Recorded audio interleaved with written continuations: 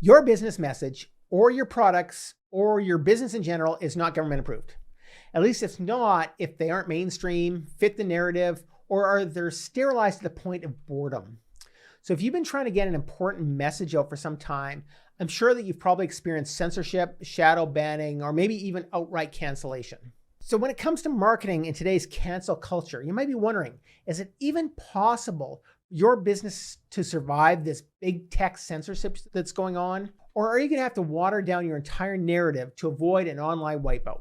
No. Government and big tech do have big power over speech online. But in this video, I'm going to show you that it's not only possible to have a cancel-proof business, you can also make more money and have a bigger impact and give big tech and the thought police the middle finger once and for all. Welcome back to Renegade News. I'm your host, Glenn Kowalski. Every week on this channel, we discuss how entrepreneurs and other freedom lovers just like you can build cancel culture-proof businesses, create a bigger impact in their business and in the world, and completely break free from the system. It has become pretty clear over the last few years that if your business advocates privacy, anonymity, or autonomy in any way, shape, or form, really, or if you discuss anything that doesn't agree with the mainstream narrative and their opinions, there is a huge possibility that Facebook could remove your content. Twitter could ban your account. Video platforms could delete your video and then cancel your channel. Amazon could axe your ebook, and Google could squash your SEO. And if you're blocked from using any of those channels, you might be wondering how you can grow your audience. How do you share your message?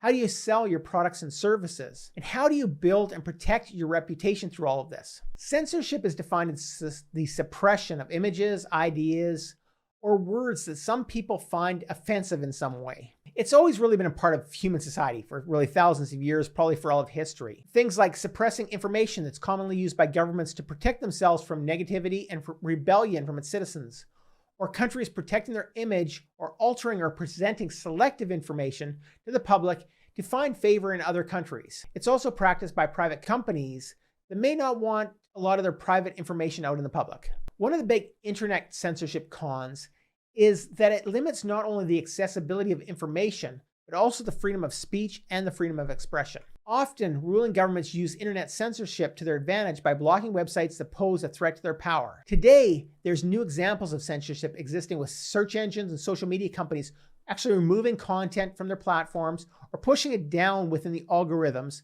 at the behest of government or other organizations. Consequently, the jurisdiction of controlling action to certain information can be owned by governments, big tech, mass media, or private companies. But this brings up a few questions.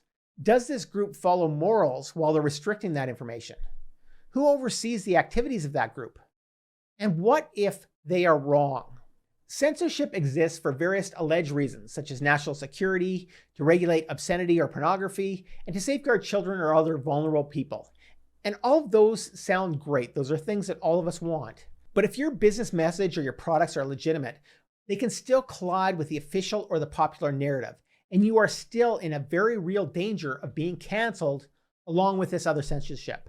In addition, your content can become collateral damage because censoring information online in real time can get very complicated. It can also result in general and safe content being blocked accidentally as the algorithms get too aggressive. For example, when a government blacklists a specific term for a vague reason, it can quickly have an impact on everyday websites, even straight e-commerce websites.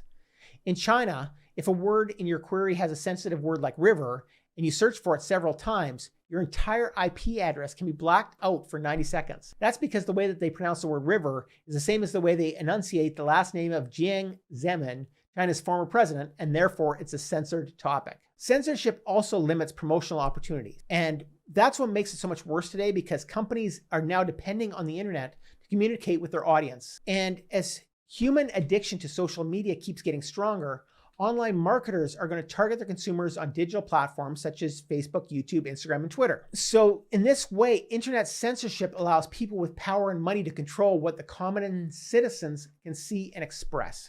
And the majority of impacted groups of this internet censorship are corporations and budding entrepreneurs, as well as influencers who are trying to get out an important message. Restricting social media platforms like Facebook and Twitter obstructs the small and medium-scale businesses or groups from reaching audiences at a low cost. It can also limit actual business activities. So if you're operating a website that's in a controlled environment, you're not going to be able to compete on a global scale.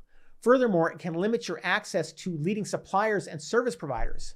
And when companies can't access certain parts of the internet, they probably won't be able to access the best resources for products and services. They won't even know that they have better options that can be highly cost-effective available to them. Before I dive into the next 3 ways that censorship and cancel culture are probably damaging your business, we've created a system for beating it. You can get the free cheat sheets to that system to discover exactly how to create a bigger impact while making your business virtually cancel-proof by clicking the link in the first pinned comment. But let's just dive back into it. Cancel culture can also negatively affect your web analytics. For example, virtual private networks can help users to bypass that censorship and get by obstacles like the Great Firewall. However, for online retailers and other companies that are relying on digital marketing, the VPNs can lead to false web statistics. So companies aren't able to understand their target audience because the visitors' IP addresses and identities are all twisted and hidden up. For example, when Twitter and YouTube were banned in Turkey, the number of VPN subscriptions skyrocketed.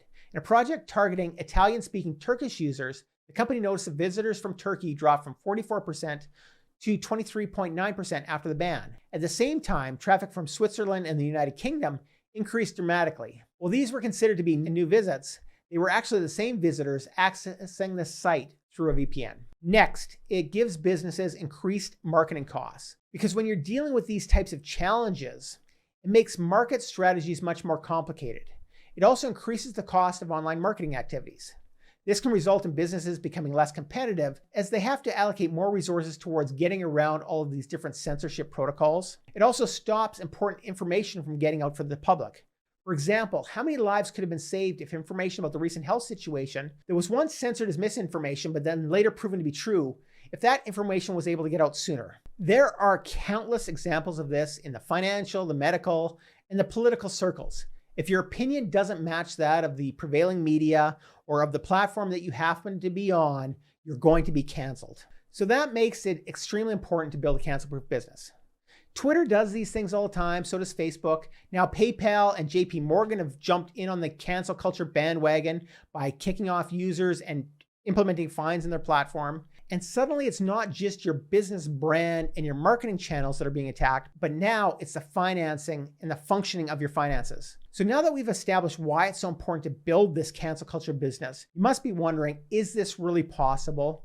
And the simple answer is yes, it absolutely is. To begin with, it's time that you get your digital footprint offshore. Have you ever heard of flag theory? It's something we talk a lot about on our channel. But according to flag theory, the 6th flag is your digital life. So in simple terms, that means that you have to move your online presence offshore to a place where your privacy and your freedom of speech are protected. And once you've established that cancel-proof platform, it's then a matter of cranking up your impact by building cancel-proof marketing funnels and utilizing impact tools like censor-proof virtual summits. Also doing things like creating an automatic marketing machine that keeps your digital assets like your email list safe and private. And then there's utilizing what is arguably the best privacy marketing tools in the world to produce leads, sales, and impact. And getting a perpetual flow of leads and sales without wasting time on day-to-day fulfillment and promotion. If you would like a full breakdown on the exact system that we use to help influencers and experts make a bigger impact without worrying about being canceled, we have an upcoming summit that will